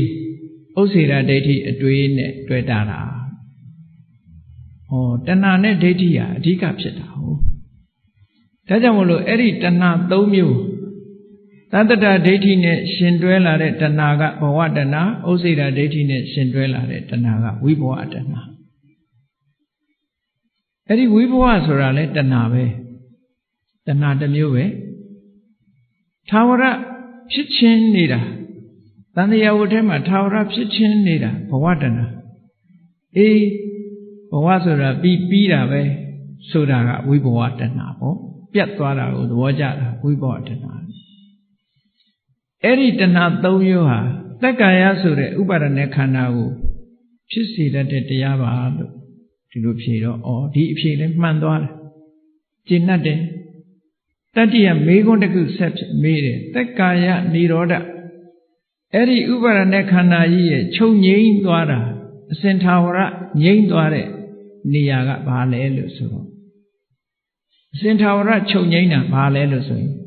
တဏှာချုပ်ငြိမ်းမှသက္ကာယအချုပ်ငြိမ်းမှဖြစ်တယ်မြတ်စွာဘုရားဓမ္မစကြာမှာဟောတဲ့အတိုင်းယောတတ္တယေဝတဏှာယအတေတဝိရာဂនិရောဓောသာဂောပฏิနိဒ္ဒေကောမုတ်တိအနာလယောဒါကအကြောင်းဘက်ကဖြေတာနော်အကြောင်းဘက်ကဖြေတာအကယ်၍အကြောင်းဘက်ကမဖြေဘဲနဲ့ဆိုရင်အကြောင်းမချုပ်ဘဲနဲ့အကျိုးရတယ်ဆိုတဲ့အဓိပ္ပာယ်မျိုးပေါက်သွားတယ်မြတ်စွာဘုရားကဒီသက္ကာယនិရောဓဆိုတာနိဗ္ဗာန်ကိုပဲပြောတာသို့တော့ထိုနိဗ္ဗာန်ဆိုတာကိုဘာချုပ်မှရတာတုံးဆိုတော့သက္ကာယသမုဒယလို့ခေါ်တဲ့တဏှာချုပ်ငြိမ်းမှရနိုင်တယ်အကြောင်းဖြတ်မှအကျိုးရမယ်ဟုတ်ကလားဒါကြောင့်မို့သက္ကာယនិရောဓဆိုတဲ့ဒီဥပါဒณะခန္ဓာကြီးလုံးဝချုပ်ငြိမ်းသွားတယ်ဆိုတော့ဥပါဒณะခန္ဓာကြီးကိုထုတ်လုပ်နေတဲ့တဏှာချုပ်ငြိမ်းမှသာလင်သူကချုပ်ငြိမ်းမှာဟုတ်အကြောင်းရှိနေသေးတယ်များဒီအကျိုးကဆက်နေဦးမှာဒါကြောင့်မို့အဲ့ဒီသက္ကာယကိုထုတ်လုပ်နေတဲ့တဏှာရဲ့လုံးဝအပြည့်သက်ချုပ်ငြိမ်းသွားတာကိုသက္ကာယនិရောဓလို့ခေါ်ပါတယ်ဒီအဖြေလည်းပဲလုံးဝမှန်နေတယ်နောက်ဆက်ပြီးတော့မေးတယ်ဒါဖြင့်အဲ့ဒီလိုလုံးဝချုပ်ငြိမ်းသွားအောင်ဘာကျင့်ရမှာလဲအကျင့်မှမေးတာဘာကျင့်ရမှာမကျင့်မဲနဲ့တော့ဘာမှရလာမှာမဟုတ်ဘူးအဲ့ဒီတော့ကျင့်ရမယ်ဆိုတာတခြားမဟုတ်ပါဘူးတဲ့မြင့်မြတ်တဲ့အင်္ဂါ၈ပါးနဲ့ပြည့်စုံတဲ့မဂ်ခင်၈ပါးအကျင့်တရားကိုပဲကျင့်ရမှာပါသစ္စာ၄ပါးကိုမေးဖြေတဲ့သဘောပဲဒီမေးဖြေတွေကဘယ်ပုဂ္ဂိုလ်တွေမှရှင်းရှင်းလင်းလင်းဖြေနိုင်တော့ဆိုသောတာပန်ဖြစ်တဲ့ပုဂ္ဂိုလ်မှရှင်းရှင်းလင်းလင်းဖြေနိုင်တာဟုတ်ဉာဏ်တဲ့ပုဂ္ဂိုလ်တွေကစာပေရသိထားလို့ရှိရင်စာရဖြေကောင်းဖြေလိမ့်မယ်သောတာပန်ပုဂ္ဂိုလ်ကြတော့သူ့ဉာဏ်နဲ့သိတဲ့အသိရှင်းရှင်းလင်းလင်းမြင်နေတာဒီတိုင်းပဲဆိုတာကိုရှင်းပြီဒီမေကွန်းလေးခုကဝိသကသထေကြီးကဓမ္မဒိဏဟာသောတာပန်များဖြစ်ပြီလားတရားဓုတရားမြတ်ရပါလားဆိုတဲ့မမေးပဲနဲ့သိရမယ်မေကွန်းကိုမေးလိုက်တာပဲဒါကောင်းပြီဒီမေကွန်းတွေကိုသူဖြေလိုက်တာခြေနှက်သွားအဖြေကမှန်သွားပြီသောတာပန်အဆင့်ဓမ္မဉာဏ်တော့ရနေပြီပဲစိတ်ထဲမှာအေးချမ်းသွားတယ်ဘာဆက်ပြီးတော့မေးတော့ဆိုရင်ခုနကပြောခဲ့တဲ့ဥပါဒါနဲ့ခန္ဓာဆိုတဲ့သူ့အဖြေထဲမှာပါတဲ့စကားလေးကိုကောက်ပြီးတော့မေးတယ်နေပါအောင်ရှင်မာတဲ့ဥပါဒါနဥပါဒံဆိုတာနဲ့ဥပါဒါနဲ့ခန္ဓာဆိုတာတူတူလားတဲ့တခြားစီလားဥပါဒံကိုပဲဥပါဒနဲ့ခန္ဓာခေါ်တာလား သို့မဟုတ်ဥပါဒံဆိုတာဥပါဒณะခန္ဓာကတခြားလားတဲ့ဟောဒီမေကုန်းကိုကောက်မေးလိုက်တော့ဓမ္မဒိဏကမဆိုင်မတော့ပဲဖြေလိုက်တယ်ဥပါဒံကိုဥပါဒณะခန္ဓာခေါ်တာမဟုတ်ပါဘူးတဲ့အဲ့ဒီဥပါဒံဟာဥပါဒณะခန္ဓာကတခြားလည်းမဟုတ်ပါဘူးတဲ့အဲ့ဒီဥပါဒณะခန္ဓာပေါ်မှာဆွဲလန်းနေတဲ့သန္တာရာဂကိုသာလျှင်ဥပါဒံလို့ခေါ်တာပါသူဖြေတဲ့အဖြေလေးနော်ဥပါဒံကိုဥပါဒณะခန္ဓာခေါ်တာမဟုတ်ဘူးဥပါဒณะခန္ဓာမှဥပါဒံကတခြားလည်းမဟုတ်ဘူးအဲ့ဒီဥပါဒณะခန္ဓာကိုဆွဲလန်းနေတဲ့သန္တာရာဂတဏှာလေးကိုပဲဥပါဒံလို့ခေါ်ပါတယ်လို့ဒီနေရာမှာဒိဋ္ဌိကိုမဖြေဘူးတဏှာတစ်ခုတည်းကိုဖြေတယ်ဆိုတာသတိထားဖို့ပေါ့နော်အဲ့ဒါလို့ဖြေလိုက်တယ်ဖြေလိုက်တဲ့အခါကျတော့ကြည့်တဏှာနဲ့ပတ်သက်တဲ့အဖြေကြတော့ဒီအဆင့်ကြတော့သူကသောတာပန်အဆင့်နဲ့မကတော့ဘူးပေါ့တဂရဂံအဆင့်မျိုးထိအောင်ရောက်လာတဲ့သဘောရှိတယ်ပေါ့အဲ့ဒီမိဂုံမျိုးအကဲခတ်လို့ရသွားတယ်နောက်ထပ်ဆက်ပြီးတော့မေးတယ်မကျေနပ်သေးဘူးတက္ကာယဒိဋ္ဌိဆိုတာနဲ့ပတ်သက်ပြီးတော့မေးတယ်ခန္ဓာကတက္ကာယဆိုတာခန္ဓာ၅ပါးဥပါဒณะခန္ဓာ၅ပါးကိုခေါ်တယ်တက္ကာယဒိဋ္ဌိဆိုတာအဲ့ဒီတက္ကာယအပေါ်မှာဒိဋ္ဌိဆိုတဲ့မှားယွင်းတဲ့အမြင်ကဘယ်လိုဖြစ်လာတာတော့ဒီမေးကုန်းကိုမေးပြန်မေးတဲ့အခါကျတော့ဓမ္မဒိဏအဖြစ်တယ်အေးသူတော်ကောင်းတွေကိုမစိကပ်ရဘူးမစိကပ်ရသည့်အတွက်ကြောင့်သူတော်ကောင်းတရားကိုမနာရဘူးမနာရသည့်အတွက်ကြောင့်ကြားဘူးနာဝမရှိဘူးသူတော်ကောင်းတရားနဲ့ပတ်သက်ပြီးတော့လေ့ကျင့်သင်ကြားထားတာမရှိဘူးမရှိသည့်အတွက်ကြောင့်ဟောဒီခန္ဓာ၅ပါးကိုပဲအတ္တလို့ဒီလိုဆွဲလန်းသွားလို့ရှိရင်တက္ကာယဒိဋ္ဌိဖြစ်ပါတယ်အဲ့တော့တက္ကာယဒိဋ္ဌိဆိုတာဘာကြောင့်ဖြစ်တာတုံးလို့ဆိုတာသေချာစဉ်းစားကြည့်နော်သူတော်ကောင်းတရားကိုမနာရတာသူတော်ကောင်းတရားကိုကြားနာခွင့်မရတာရဲ့သူတော်ကောင်းကလေ့ကျင့်သင်ကြားပေးထားတာမရှိတာရဲ့တရားဓမ္မနဲ့အလံဝေးနေတဲ့ပုဂ္ဂိုလ်တွေဟာခန္ဓာ၅ပါးနဲ့ပတ်သက်ပြီးတော့မှားမှားယွင်းယွင်းတွေးခေါ်မှုတွေရှိလာတတ်တယ်အဲ့ဒါကြောင့်မလို့ခန္ဓာ၅ပါးကိုအတ္တအနေနဲ့မြင်လာတယ်ငါပိုင်တယ်ဆိုတဲ့အရာငါဆိုတဲ့အနေထားနဲ့မြင်လာတယ်သာဝရခိုင်မြဲတဲ့အရာနော်အနှစ်သာရတစ်ခုအနေနဲ့မြင်လာတယ်အဲ့ဒီအနှစ်သာရဆိုတဲ့ဒီအတ္တမှာခန္ဓာ၅ပါးရှိနေတယ်ဆိုတာမြင်လာတယ်အဲ့ဒီအတ္တဟာခန္ဓာထဲမှာရှိနေတယ်လို့မြင်လာတယ်နော်ခန္ဓာဟာအတ္တရဲ့တရားအဖြစ်ဖြစ်မြင်လာတယ်မြင်ပုံမြင်နည်း၄မျိုးသွားတာတက္ကာယဒိဋ္ဌိ20လို့ခေါ်တယ်အဲ့ဒီတက္ကာယဒိဋ္ဌိ20ကိုအသေးစိတ်ဖြေလိုက်တာတက္ကာယဒိဋ္ဌိဆိုတာအဲ့ဒါလို့ရှုမြင်မှဖြစ်လာတာဆိုပါစို့ရူပံအတ္တတောသမနုပတ္တိရုပ်ကြီးကိုအတ္တလို့မြင်ပြီဆိုရင်ဒါတက္ကာယဒိဋ္ဌိဖြစ်တယ်ပေါ့အဲ့ဒါလို့မြင်တာလဲဘာကြောင့်မြင်လဲလို့ဆိုလို့ရှိရင်တရားဓမ္မမနာရလို့ဟောတရားဓမ္မနာရတဲ့ပုဂ္ဂိုလ်ကြတော့အေးခန္ဓာ၅ပါးယုံနာတရားဟာရုပ်ဟာရုပ်ပဲနာမဲ့သူ့သဘာဝအတိုင်းသူရှိနေတယ်အတ္တဆိုတဲ့ခိုင်မာတဲ့အရာမဟုတ်ဘူးလို့ဆိုတာကိုနာကြားထားတဲ့အခါသိတယ်ပေါ့ကျင့်သုံးထားတဲ့အခါမှာလည်းပဲငါလို့ပြောเสียမရှိဘူးဆိုတာသိတယ်အဲ့ဒါလို့မှအသိမရှိဘူးဆိုလို့ရှိရင်ဟောဒီရုပ်ကြီးကိုပဲအတ္တလို့ဒီလိုမြင်လာနိုင်တယ်ပေါ့အဲ့ဒါလို့မြင်ပြီးတော့မှားရင်းတဲ့အတွေးတွေတွေးလာပြီဆိုလို့ရှိရင်ဒါတက္ကာယဒိဋ္ဌိဖြစ်တယ်ဒီလိုပြောတာနော်ခန္ဓာ၅ပါးနဲ့ဒါတက္ကာယဒိဋ္ဌိဖြစ်ပုံအကျဉ်းလေးပဲပေါ့နောက်ဆက်ပြီးတော့မေးတယ်တက္ကာယဒိဋ္ဌိ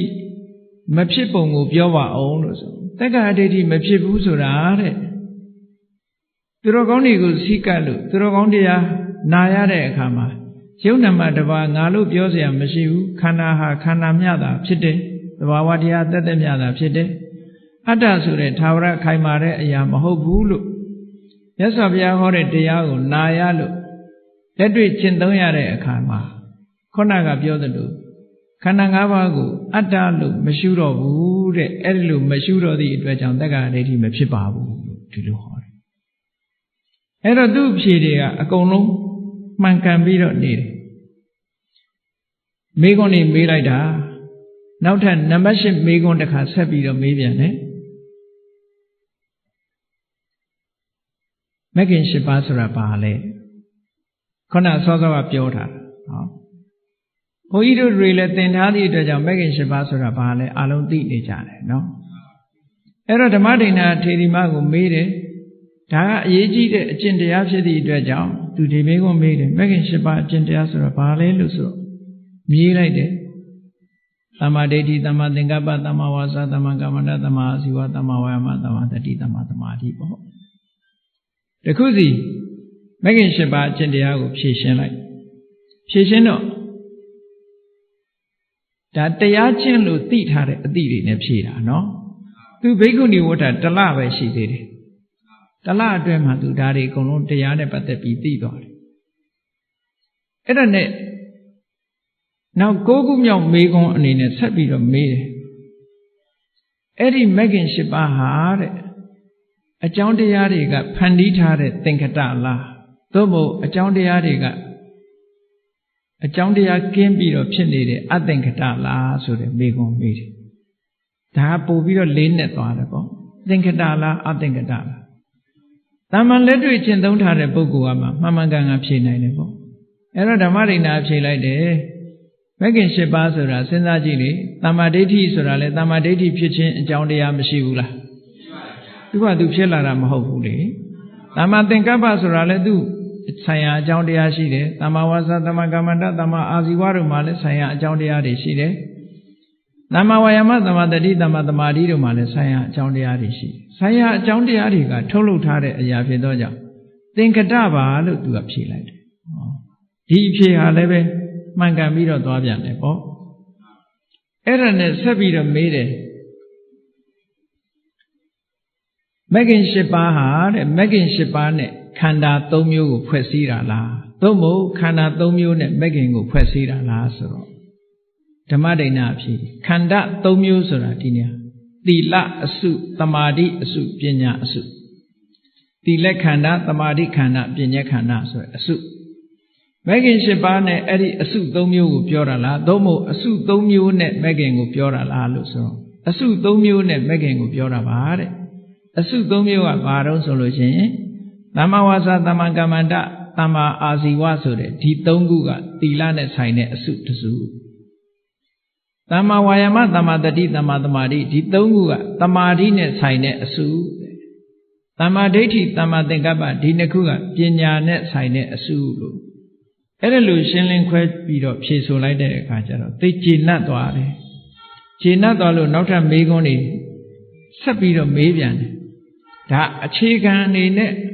သောတပန်ဖြစ်ပြီဆိုတာကိုတဂရကံအဆင့်လောက်ရောက်သွားပြီဆိုတာသူ့စိတ်ထဲမှာတော်တော်ကျေနပ်သွားကျေနပ်သွားလို့သူဆက်ပြီးတော့မေးတယ်သမာဓိဆိုတာဘာလဲတဲ့ဒီမေးခွန်းထပ်မေးသမာဓိဆိုတာစိတ်ရဲ့တည်ငြိမ်မှုလေးပေါ့စိတ်တတဧကဂတစိတ်ရဲ့အာယုံတစ်ခုတည်းပေါ်မှာထားနိုင်တဲ့စွမ်းရည်တတ္တိရှိတဲ့သဘာဝတရားလို့ဒီလိုဖြေလိုက်ဒါလည်းသမာဓိကိုရရှိထားတဲ့ပုဂ္ဂိုလ်ကတိုက်ရိုက်ဖြေဆိုနိုင်တဲ့အဖြေမျိုးပဲပေါ့နော်နောက်တစ်ခုမေးပြန်တယ်သူကသမာဓိကတော့ဧကဂတစိတ်ရဲ့တည်ငြိမ်မှုအာယုံတစ်ခုတည်းပေါ်မှာထားနိုင်မှုဆိုတာသမာဓိဟုတ်ပြီအဲ့ဒီသမာဓိနိမိတ်တသမာဓိရဲ့အာယုံကဘာလဲလို့ဆိုတော့သမာဓိရဲ့အာယုံဆိုတာတခြားမဟုတ်ပါဘူးတဲ့ကာယစိတ်တဝေဒနာဓမ္မလို့ဆိုတဲ့တတိပဋ္ဌာန်အာယုံ၄မျိုးပါလို့ဓမ္မဒိဋ္ဌာဖြေတယ်အဲ့တော့သူတို့ကတော့ဝိသခာကလည်းအနာဂံအဆင့်ဆိုတော့ဒီအဖြေလေးတွေဟာချင်းချင်းဖြေတာနဲ့သူလည်းနားလဲတယ်ပေါ့နော်နောက်တစ်ခုကသမာဓိရဲ့အချမ်းရံသမာဓိအတွက်အရေးပါတဲ့အထောက်အကူပြုတဲ့တရားကဘာလဲလို့ဆိုရင်သမ္ပပ္ပတံတရား၄ပါးပါသမ္ပပ္ပတံတရား၄ပါးဆိုတာသမ္မာဝါယာမကိုပဲပြောတာပဲသမ္မာဝါယာမကိုရှုထောင့်၄မျိုးနဲ့ပြောမယ်ဆိုရင်သမ္မာဝါယာမဟာဆောင်ရွက်မှုရှုထောင့်၄မျိုးရှိတယ်ရှုထောင့်၄မျိုးကဘာလို့ဆိုရင်မဖြစ်သေးတဲ့အကုသိုလ်မဖြစ်အောင်ဖြစ်ပြီးသားအကုသိုလ်ကိုဖယ်ရှားနိုင်အောင်ကြိုးပမ်းအားထုတ်မှုမဖြစ်သေးတဲ့အကုသိုလ်တွေမဖြစ်ရလေအောင်ကြိုးပမ်းအားထုတ်မှုကတစ်ခု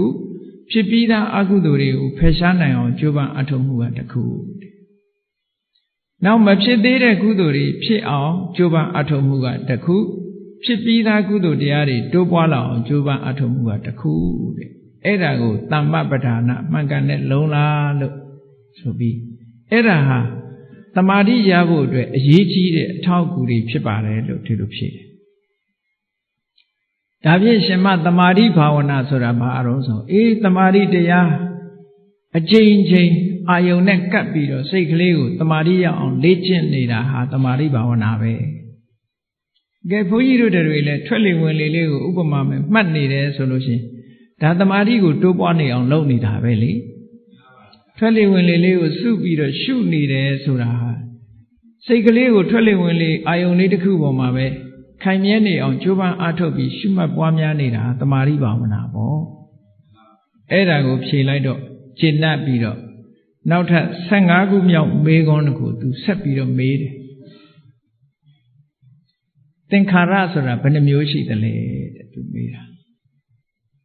သင်္ခါရဘယ်နှမျိုးရှိတော့ဆိုတော့သင်္ခါရဆိုတာ3မျိုးရှိပါတယ်တဲ့ကာယသင်္ခါရဝစီသင်္ခါရစိတ်တသင်္ခါရ3မျိုးရှိတယ်မှန်သွားပြီ3မျိုးရှိတော့အဲ့ဒီ3မျိုးဟာကာယသင်္ခါရဝစီသင်္ခါရစိတ်တသင်္ခါရ3မျိုးလို့ဖြေလိုက်တယ်ဖြေလိုက်တဲ့အခါသူကဆက်ပြီးတော့မေးတယ်ဒါဖြင့်ကာယသင်္ခါရဆိုတာဘာခေါ်တာတော့ကာယသင်္ခါရဆိုတာထွက်လေဝင်လေအတ္တတပတ္တတာကိုခေါ်တာပါအတ္တတပတ္တတာကာယသင်္ခါရောထွက်လေဝင်လေကိုကာယသင်္ခါရလို့ခေါ်ပါတယ်ဘာဖြစ်လို့ခေါ်တာတော့တဲ့သူကဆက်မေးဒါကထွက်လေဝင်လေဆိုတာဘုန်းကြီးတို့ကစဉ်းစားကြည့်ပေါ့ခန္ဓာကိုယ်နဲ့ဆက်ဆက်နေတာမဟုတ်လားထွက်လေဝင်လေဆိုတာနှာခေါင်းရှိရမယ်အဆုပ်ရှိရမယ်ဟုတ်တယ်မဟုတ်လားနှာခေါင်းနဲ့အဆုပ်မရှိလို့ရှိရင်ရပါမလားနှာခေါင်းပေါက်နဲ့အဆုပ်နဲ့ထွက်လေဝင်လေဆိုတာဖြစ်တယ်အဲ့တော့နှာခေါင်းပေါက်တို့အဆုပ်တို့ဆိုတာကာယပဲလေအဲ့ဒီကာယနဲ့ဆက်ဆက်ပြီးတော့ကာယကိုပြုပြင်နေတဲ့သဘာဝတရားဖြစ်သည့်အတွက်ကြောင့်ထွက်လေဝင်လေကိုကာယသင်္ခါရလို့ဒီလိုခေါ်ပါတယ်ဘုန်းကြီးတို့ဂျာမနီသွားတော့ကကာယသင်္ခါရဆိုတာဘာလဲလို့ဂျာမန်တယောက်ကမေးတော့ကာယသင်္ခါရဆိုတာအတ္တတပတ္တတာကိုကာယသင်္ခါရလို့ခေါ်တယ်ဘယ်မှာပါတော့ဆိုအဘိဓမ္မာမှာပါတယ်အဘိဓမ္မာမှာသင်္ခါရယမိုက်ဆိုတာရှိတယ်အဲ့ဒီသင်္ခါရယမိုက်မှာလည်းကာယသင်္ခါရဆိုတာအတ္တတပတ္တတာကာယသင်္ခါရလို့ခေါ်တယ်သူတို့အနောက်တိုင်းကဥရောပတချို့လူတွေကအဘိဓမ္မာတဲ့သုတ်တံကိုပို့ပြီးတော့ဦးစားပေးခြင်းတယ်ဒါကြောင့်မို့သုတ်တံထဲမှာရောပါလားလို့ဆိုပါတယ်လို့ဟောဒီသုလဝေဒနာသုံးမှာပါတယ်အဲ့ဒီကြမှာသူမေခွန်းရပ်သွားတယ်နော်အဲ့တော့ကာယသင်္ခါရဟာ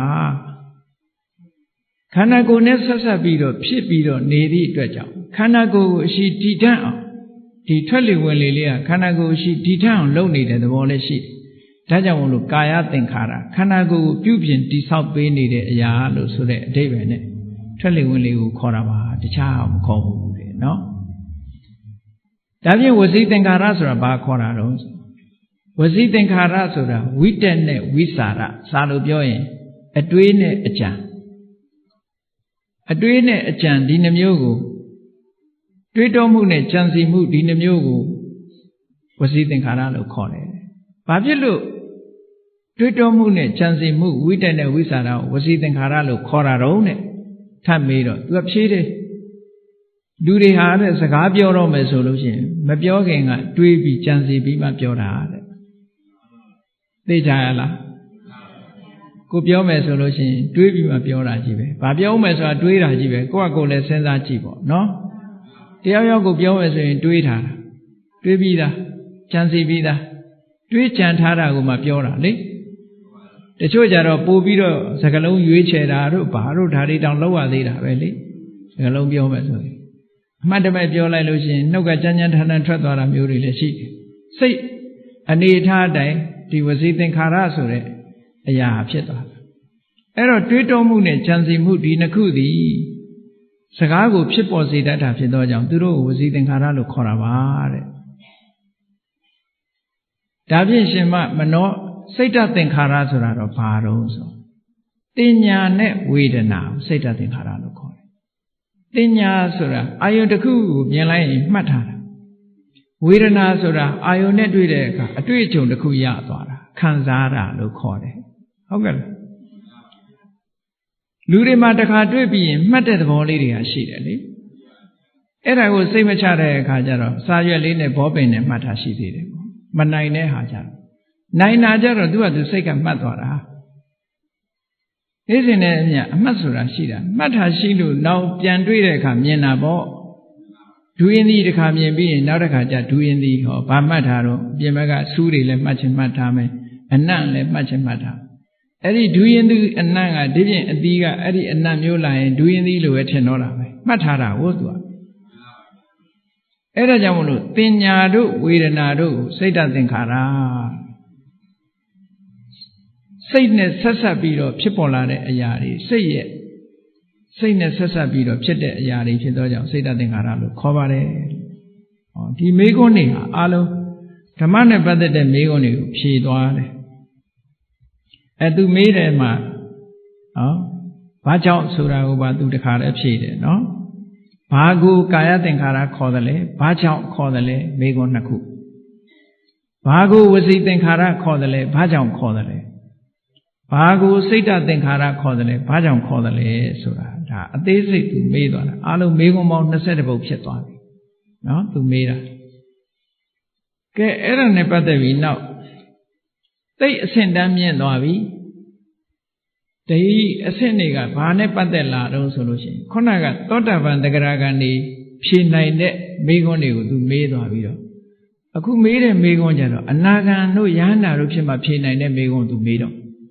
သူကတော့ယဟန္တာမဖြစ်သေးဘူးသူမေးတဲ့မေးခွန်းကအနာဂံအဆင့်မေးမဲ့မေးခွန်းပေါ့နော်ဝိသခတကကြီးကလည်းအမတန်ပါရတယ်သူကဓမ္မမေးခွန်းတွေကိုမြင့်လိုက်တာသူက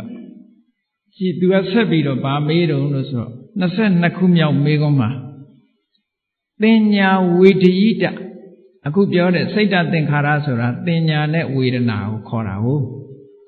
အဲ့ဒီသင်ညာဝေဒနာတွေလုံးဝချုပ်သွားတဲ့နိရောဓသမဘတ်ကိုဘယ်လိုဝင်စားသလဲဝင်စားတယ်ဆိုတာဘယ်လိုလဲမေးတယ်နော်အလုံးအသိစိတ်တွေအလုံးချုပ်ငြိမ်းသွားတဲ့သမဘတ်အဲ့ဒီနိရောဓသမဘတ်ဆိုတာအနာဂံလည်းဖြစ်ရမယ်အနာဂံဖြစ်ရင်လည်းဇံရတဲ့ပုဂ္ဂိုလ်ဖြစ်ရမယ်နောက်ယဟန္တာတော်လည်းဖြစ်ရမယ်ဇံရတဲ့ပုဂ္ဂိုလ်တော်လည်းဖြစ်ရမယ်အနာဂံယဟန္တာနှစ်ပါးသာနှစ်မျိုးသာလည်းဝင်စားနိုင်တယ်ထိုအနာဂံယဟန္တာဟာလည်းပဲဆံရတဲ့ပုဂ္ဂိုလ်ဖြစ်ရမယ်။ဘာဖြစ်လို့လဲဆိုရင်အသိစိတ်တစ်ခုစွမ်းအားတစ်ခုနဲ့ဖိပြီးတော့ချုပ်အောင်လုပ်ထားတယ်။ရပ်တန့်ပေးတယ်ဆိုတာလွယ်တာမှမဟုတ်ပဲနဲ့။ pause လုပ်တယ်လို့ပြောတာ။ဟုတ်ကဲ့လား။ကက်ဆက်တွေပါတွေဖွင့်တဲ့အခါကျတော့ pause ဆိုတာလေးပါတယ်မဟုတ်လား။ခဏရပ်ထား။အဲ့ဒီအသိစိတ်ကိုရပ်ထားဖို့ဆိုတာမတမ်းမခဲနေတာလေ။ဒီပြင်ဟာရပ်ထားလို့လွယ်ကောင်းလွယ်လိမ့်မယ်အသိစိတ်လေးကအမြဲပြေးနေတာလေ mental process ဆိုတာအဲ့ဒါကိုဘယ်လိုလုပ်ရပ်ဟောဒီရောဓသမဘတ်ဒီဝင်စားပြီးခဏရပ်ထားတာ pause ကိုနှိပ်ထားသလိုပဲသူကရပ်သွားအသိစိတ်တွေရပ်တော့လုပ်တာနော်ခိတ္တရပ်တယ်အဲ့ဒီရပ်တဲ့ဤစနစ်ဟာသမထလည်းကျွမ်းကျင်ရမယ်ဝိပဿနာလည်းကျွမ်းကျင်ရမယ်အဆင့်ကလည်းကာမရာဂတို့ဗျာပါဒတို့ကင်းတဲ့ပုဂ္ဂိုလ်ဖြစ်ရမယ်ကိရိတာတွေကင်းတဲ့ပုဂ္ဂိုလ်ဖြစ်ရမယ်အဲ့ဒါတွေရှိနေသေးလို့ရှိရင်ရပ်လို့မရဘူးတဲ့အဲ့ဒီအဆင့်ရောက်မှဒါကိုရပ်ထားလို့ pause လုပ်လို့ရတယ်လို့ပြောတာနော်အဲ့ဒီမှာသူဝိသကရကကြီးကဓမ္မဒိဏဟာအနာဂံအဆင့်များရောက်ပလားသောတာပန်တဂရဂံဖြစ်တာတော့သိကြပြီသူအနာဂံအဆင့်များရောက်ပလားဆိုအနာဂံနေဖြေနိုင်တဲ့ဖြေရမယ့်မေခွန်းမျိုးသူမေးတာနိရောဓသမဘတ်ဆိုတာဘယ်လိုဝင်စားတာလဲဆိုဓမ္မဒိဏကဒီနေရာမှာသူကဘယ်လိုဝင်စားတယ်ဆိုတာကိုမပြောဘူး။ဘာပြောလိုက်တော့ဆိုရင်ဝင်စားပြီးတဲ့ပုဂ္ဂိုလ်အဆင့်ကိုပြောလိုက်တယ်။ဘယ်လိုပြောတော့ဆိုနိရောဓသမဘတ်ဝင်စားတဲ့ပုဂ္ဂိုလ်ဆိုတာတဲ့ငါနိရောဓသမဘတ်ဝင်စားမယ်ဆိုတဲ့အတွေးလည်းမရှိဘူး။ဝင်စားနေတယ်ဆိုတဲ့အတွေးလည်းမရှိဘူး။ဝင်စားခဲ့တယ်ဆိုတဲ့အတွေးလည်းမရှိဘူးဆိုစိတ်မရှိဘူးလို့ပြောလိုက်တာပဲဒါဟုတ်ကဲ့ နိရောဓသမဘရောက်နေတဲ့ပုဂ္ဂိုလ်တယောက်ဟာငါဝင်စားမယ်ဆိုတာလည်းမရှိဘူးဝင်စားနေတယ်ဆိုတဲ့အတွေ့လည်းမရှိဘူးဝင်စားခဲ့တယ်ဆိုတဲ့အတွေ့လည်းမရှိဘူးဟောအဲ့ဒီပုဂ္ဂိုလ်အဲ့ဒါဟာနိရောဓသမဘဝင်စားနေတာပဲလို့ပြောဆိုလိုတာကအသိစိတ်တွေလုံးဝချုပ်သွားပြီလို့ပြောတာပေါ့နော်ကဲထပ်ပြီးတော့မေးတယ်ခုနကသင်္ခါရတွေနဲ့ဆက်ပြီးတော့နိရောဓသမဘဝင်စားလို့ရှိရင်တဲ့ကာယသင်္ခါရဝစီသင်္ခါရစိတ်တသင်္ခါရဒီသုံးမျိုးတည်းကဘယ်ဟာအရင်ချုပ်တာတော့တဲ့သူကမေးတယ်ဒါလည်းတရားနာပရိသတ်တွေစဉ်းစားကြည့်ပေါ့တရားထုတ်နေလို့ရှိရင်ကဲဝစီသင်္ခါရဆိုတာစကားပြောနေတာဟုတ်လားစိတ်တသင်္ခါရဆိုတာတွေးနေတာကာယသင်္ခါရဆိုတာအသက်ရှူနေတာဒါအချင်းချုပ်ကလေးဒီလိုမှတ်ကြည့်လိုက်နိရောဓသမဘဝင်စားနေတဲ့ပုဂ္ဂိုလ်ဟာဘယ်သင်္ခါရအရင်ချုပ်မလဲစဉ်းစားကြည့်ပေါ့ဘယ်ဟာအရင်ချုပ်မယ်ထင်စကားပြောတာအရင်မချုပ်ပေဘူးလားစကားပြောနေမယ်ဆိုရင်သူပဲနိရောဓသမဘဝင်စားလို့ရမလဲအဲ့ဒါကြောင့်ဝစီသင်္ခါရကအရင်ချုပ်တယ်ပြီးတော့မှကာယသင်္ခါရချုပ်တယ်အသက်ရှူတာချုပ်တယ်ပြီးတဲ့အခါကျတော့မှအသိစိတ်တွေချုပ်တယ်ဟောအဲ့ဒီနံပါတ်စဉ်နဲ့သွားတယ်ဒါအကြမ်းမြင်တွေးကြည့်ပေါ့နော်ဝစီသင်္ခါရကအရင်ချုပ်တယ်နောက်ပြီးတော့ကာယသင်္ခါရဆိုတဲ့အသက်ရှူမှုချုပ်တယ်နောက်ပြီးတော့စိတ်တသင်္ခါရလို့ဆိုတဲ့မှတ်သားမှုနဲ့ခံစားမှုချုပ်သွားတယ်ပေါ့ဒီလိုဆိုလိုတယ်နော်အဲ့ဒီမိကုံးကလည်း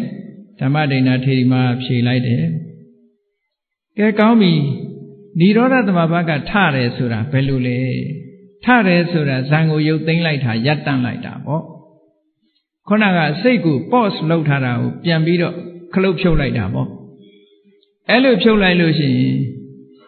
ဘယ်လိုဖြုတ်ထားလဲလို့မေးတဲ့အခါကျတော့အေးနိရောဓသမဘကထတဲ့ပုဂ္ဂိုလ်ဟာလည်းပဲတဲ့ငါနိရောဓသမဘဝင်စားအောင်မယ်ဆိုတာလည်းအတွေးမရှိဘူးဝင်စားနေတယ်ဆိုတဲ့အတွေးလည်းမရှိဘူးဝင်စားခဲ့တယ်ဆိုတဲ့အတွေးလည်းမရှိဘူးတဲ့ဒီသုံးမျိုးပဲပြောတယ်ပြန်ပြီးတော့ဘာဖြစ်လို့လဲဆိုတော့နိရောဓသမဘကထားလိုက်တဲ့ပုဂ္ဂိုလ်မှာအနာဂံဆိုလို့ရှိရင်အနာဂါမိဖို့စိတ်ကဝင်လာတာချက်ချင်းဖြစ်တယ်အဲ့ဒီအနာဂါမိဖို့စိတ်ရဲ့အာယုံကနိဗ္ဗာန်သာဖြစ်တယ်တခြားမတွေးဘူးဟုတ်ကဲ့လားယဟန္တာဆိုလို့ရှိရင်ရတ္တဖို့စိတ်ကလေးပေါ်လာတယ်အဲ့ဒီရတ္တဖို့စိတ်ကလေးဟာနိဗ္ဗာန်ကိုအာရုံပြုတယ်ဒါကြောင့်မို့ခုနအတွေးတွေရှိနိုင်ပါမလား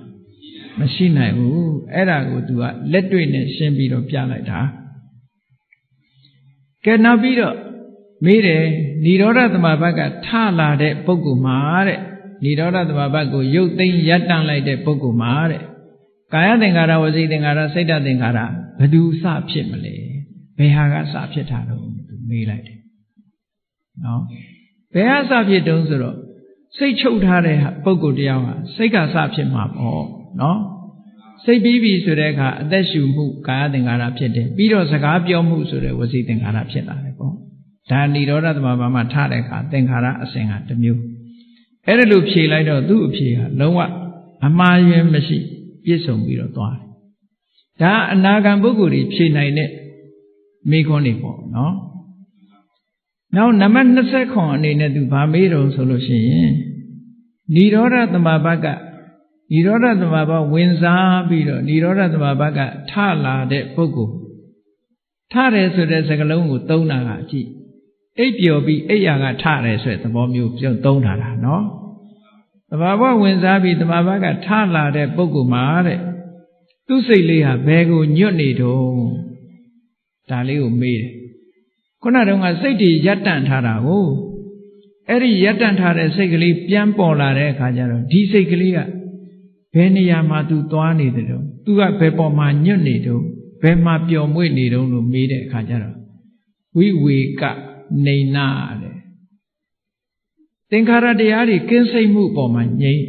သူကညွတ်နေတယ်ဆိုလိုတာကဝိဝေကဆိုတာဥပရိဝိဝေကဆိုလို့ရှိရင်နိဗ္ဗာန်ကိုရည်ညွှန်းတာမျိုးပဲနော်အဲ့တော့သင်္ခါရတရားတွေလုံးဝချုပ်သွားစိတ်တွေလုံးဝချုပ်သွားတဲ့ပုဂ္ဂိုလ်တရားပြန်ပြီးတော့အဲ့ဒီစိတ်တွေချုပ်သွားရကနေပြန်ပေါ်လာတဲ့အခါကျတော့သူ့စိတ်လေးဟာ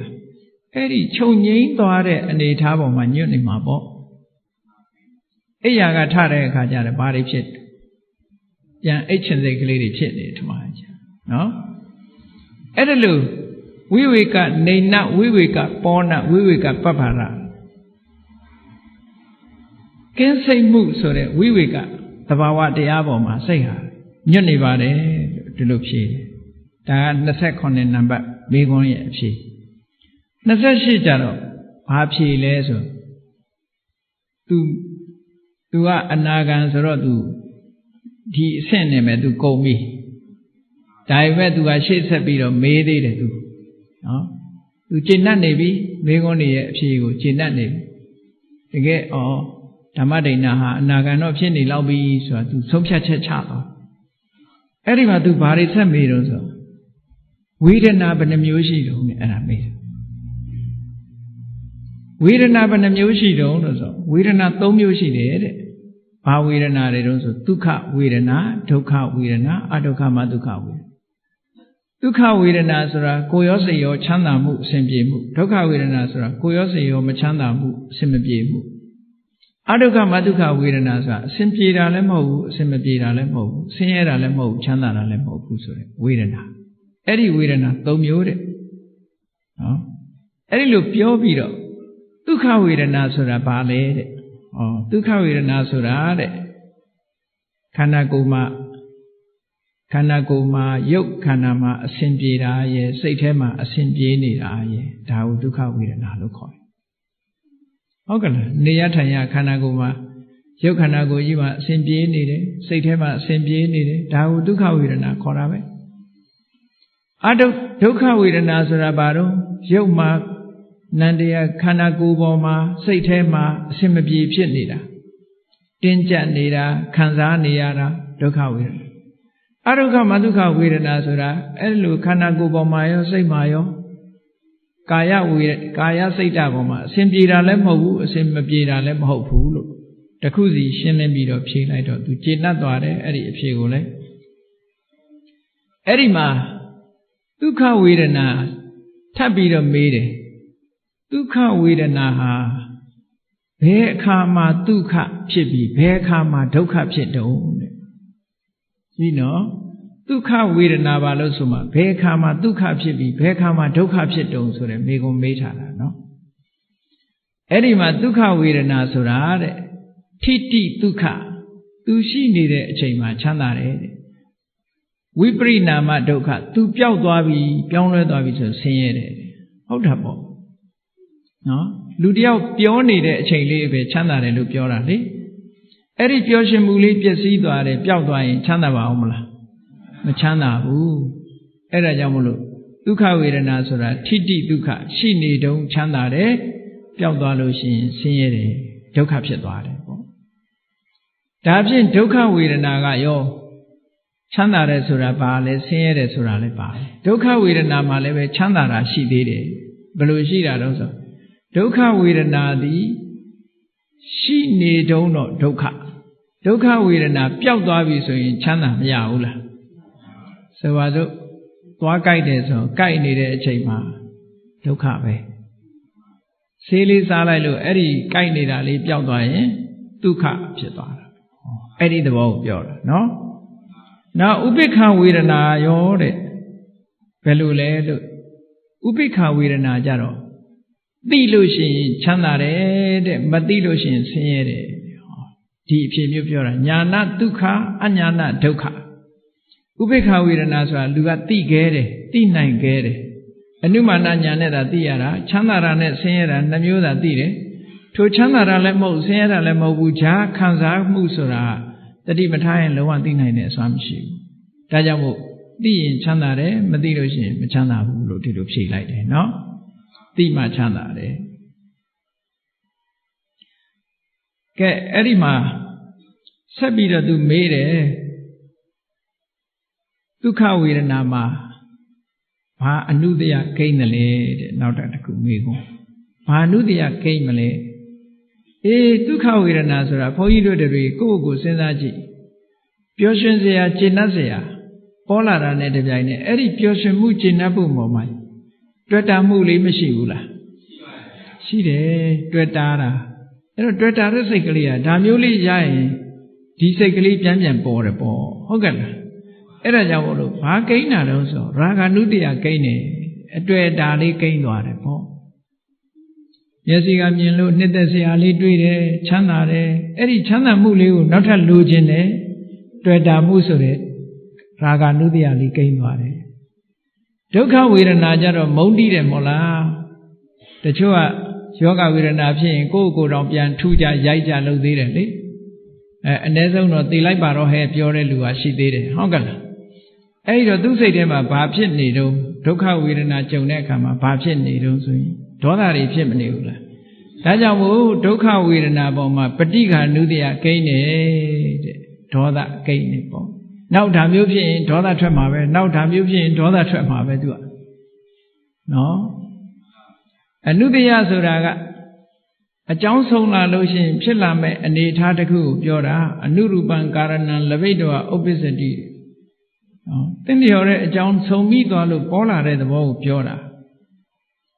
အဒုက္ခမဒုက္ခဝေဒနာပေါ်မှာတော့ဘာအနုတ္တိယကိန်းတုံးဆိုတော့အဝိဇ္ဇာအနုတ္တိယကိန်းနေဘာလို့ဆိုသိမှမသိလိုက်တာဟုတ်မသိလိုက်တာလည်းပဲအဝိဇ္ဇာအနုတ္တိယပဲဒါကြောင့်မို့လို့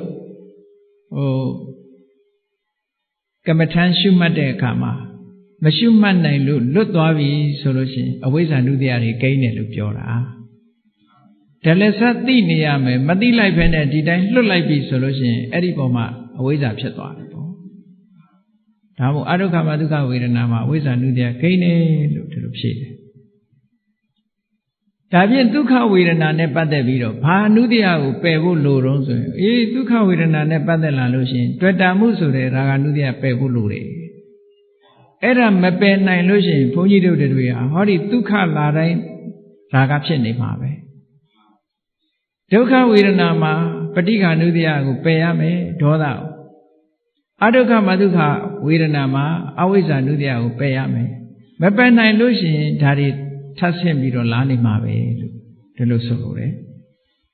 အဲ့ဒါတွေကိုမေးခွန်းတွေကိုမေးလိုက်တာအဲ့လိုဖြေတယ်အဲ့တော့နောက်တစ်ခုထပ်ပြီးတော့မေးတယ်ဒုက္ခတိုင်းမှာရာဂနုတ္တိယပယ်ဖို့လိုသလားဒုက္ခဆိုတာကအမတန်မှကျယ်ပြန့်နေနော်ရာဂဖြစ်တဲ့ဒုက္ခရှိတယ်လို့ရာဂမဖြစ်တဲ့ဒုက္ခရှိသေးတယ်ကာမဂုဏ်အာယုန်တွေကိုအကြောင်းပြုပြီးစိတ်ထဲမှာကျေနပ်နေတာကြတော့ရာဂမဖြစ်ပေဘူးလားဖြစ်တယ်အဲ့ဒါလို့မဟုတ်ဘဲနဲ့ဇန်ချမ်းသာတစ်ခုကိုရပြီးတော့တမာတိစွမ်းအားနဲ့ထိုပေါ်မှာစိတ်ကျေနပ်နေတာကြတော့ခုနရာဂမဖြစ်ဘူးသူကနော်အဲ့ဒါလို့ဆိုတယ်အဲ့တော့ဒုက္ခမှာရာဂနုတ္တိယပယ်တယ်ဆိုတော့ဒုက္ခတိုင်းမှာပယ်ရမှာလားဆိုတော့မဟုတ်ဘူးတခါဒုက္ခဝေဒနာတိုင်းမှာပဋိက္ခနုတ္တိယပယ်ရမှာလားဆိုဒုက္ခဖြစ်တိုင်းပဋိက္ခနုတ္တိယဖြစ်တာမဟုတ်ဘူးပေါ့အဲ့ဒါကြတော့ဒုက္ခတိုင်းမှာလည်းပဋိက္ခနုတ္တိယပယ်ရမှာမဟုတ်ဘူးအဒုက္ခမဒုက္ခဝေဒနာတိုင်းမှာလည်းပဲအဝိဇ္ဇာနုတ္တိယကိုပယ်ရမှာမဟုတ်ဘူးသူ့နေရာနဲ့သူပေါ့အဆင့်ဆင့်ရှိတယ်လို့ဒီလိုဖြေတယ်ကဲနောက်မေးတယ်ဒုက္ခရဲ့ဆန့်ကျင်ဘက်ကဘာလဲတဲ့သူမေးတယ်ဒီမေးခွန်းတော့ဖြေနိုင်လောက်ပါတယ်เนาะတရားနာတယ်ဒုက္ခရဲ့ဆန့်ကျင်ဘက်ကဒုက္ခပေါ့ဟုတ်ကဲ့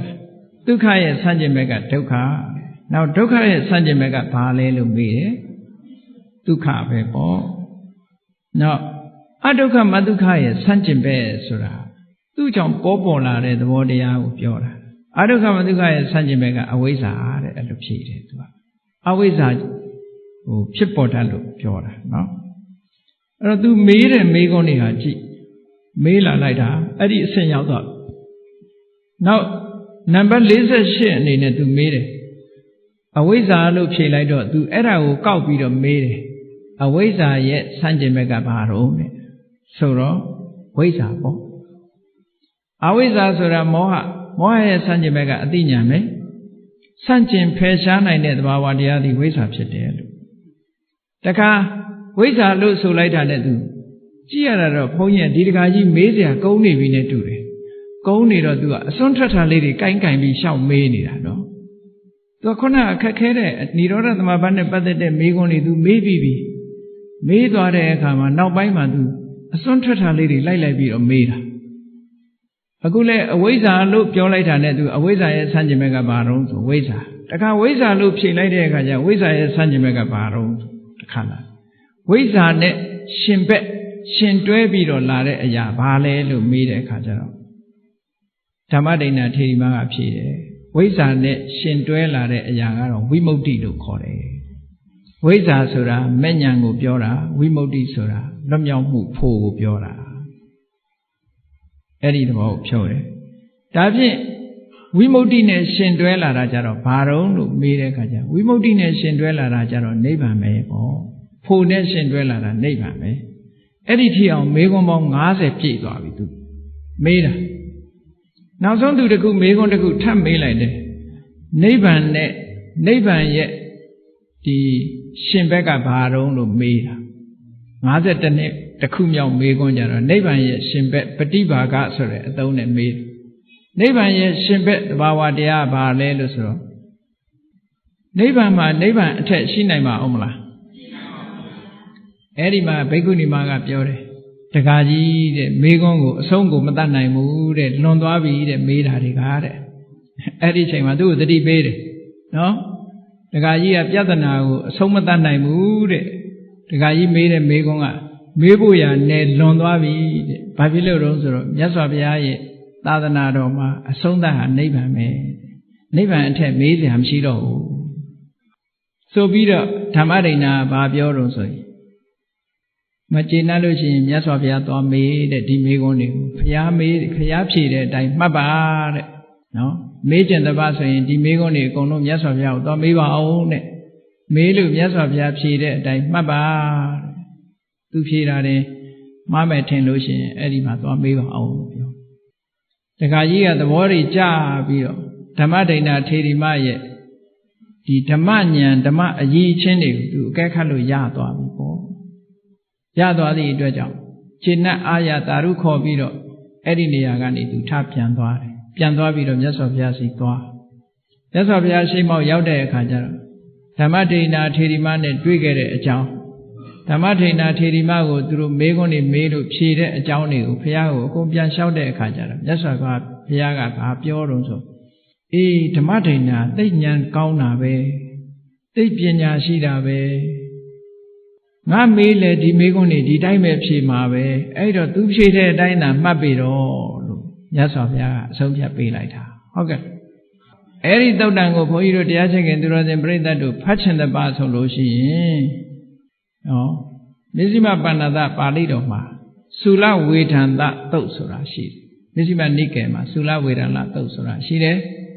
အဲ့ဒီသုလဝေဒန္တသုတ်ကိုဖတ်ကြည့်မယ်ဆိုလို့ရှိရင်အခုမေးခွန်းနဲ့အဖြေတွေတွေ့ပါလိမ့်မယ်အားလုံး50နဲ့တစ်မျိုးနောက်ဆုံးမေးခွန်းကိုတော့လွန်သွားပြီဆိုပြီးတော့အဖြေမပေးတော့နော်အေးဒါကြောင့်မို့လို့ဓမ္မဒိဋ္ဌာထေရီမရဲ့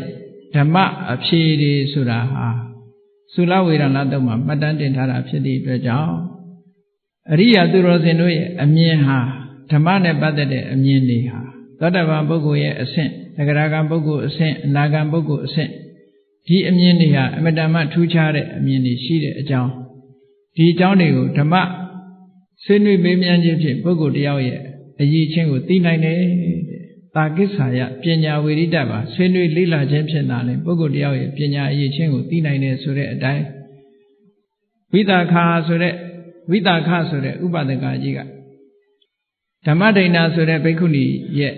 ပညာအရေးချင်းတွေကိုသိဖို့ရာအတွက်ရရှိထားတဲ့တရားဓမ္မအနေထားတွေကိုသိရှိဖို့အတွက်ဓမ္မမေခွန်းပေါင်း52ပုဒ်50နဲ့မေခွန်းတစ်ပုဒ်မေခွန်း50ပုဒ်မေးတာအဲ့ဒီမေခွန်းတွေကိုမဆိုင်မတွက်ဓမ္မဒိဋ္ဌိထေရီမကဖြေဆိုခဲ့တယ်ဒီလိုဖြေဆိုနိုင်တာဟာ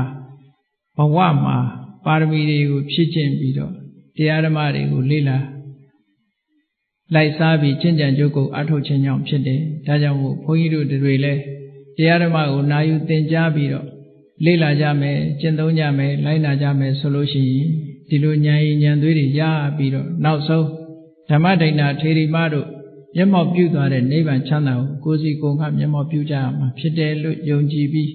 တရားဓမ္မကိုကျင့်ကြံကြိုးကိုအထောက်နိုင်ကြပါစေကုန်သတည်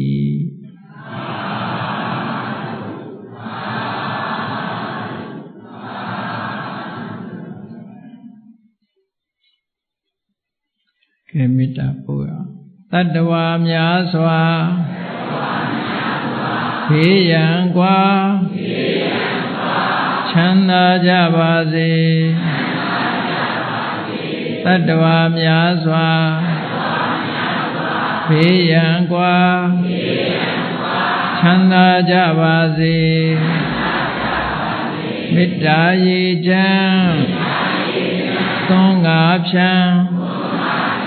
ငြိမ်းချမ်းကြပါစေမေတ္တာရေချမ်းသွန်ငါဖြံငြိမ်းချမ်းကြပါစေသက်ရှိချမ်းသာစိတ်ချမ်းသာလူရဆန္ဒပြည့်ပါစေသက်ရှိချမ်းသာစိတ်ချမ်းသာလူရဆန္ဒပြည့်ပါစေဓမ္မောတရံပိဝိတဝါနဝိသာတဗ္ဗေတမုဟတံအစရာမရာတိတိဘာဝံနိဗ္ဗာနံယန္တုတာရောဓမ္မောတရံလောဘဒေါသမောဟစိတ်တောက်ကင်းပြောက်ကြည်တရားစေကိုပိဝိတဝါဝန္တာရှင်ပြတောက်ကြရအနာကြရကုန်သောကြောင့်ဝိသာတဗ္ဗေပူဇာညက်နောက်ကိလေသာအစိတ်အတောက်ဟုသမျှတို့သည်သမုဂတပိဉ္ချဘက်တွင်ရေမတင်တဲ့ကဲ့သို့ကင်စင်လွင်ပြောက်ပေမရောက်အောင်ပဲဖြောင်းအပ်ကုန်သည်ဟွန်တုစင်စစ်မသွေဖြစ်ကြပါစေကုန်သတည်းအစရမရံအိုခြင်းလဲကွာနာခြင်းလဲကင်သေးခြင်းလဲရှင်းထသောတိတိဘဝကိလေသာဟုပုခတ်သိင်ကင်းခြင်းရာအစစ်ဖြစ်ပေထသောနိဗ္ဗာန်နိဗ္ဗာန်ဟုခေါ်အေးမြူတော်သို့သာရောတရားချစ်ခင်စိတ်ကောင်းဝိညာသူတော်စဉ်များတို့သည်ယန္တုပါရမီအဆင့်ဆင့်မြင့်တယ်မြင်၍မလင့်ပုံသေးဆက်ရောက်တော်မူကြပါစေကုန်သတည်း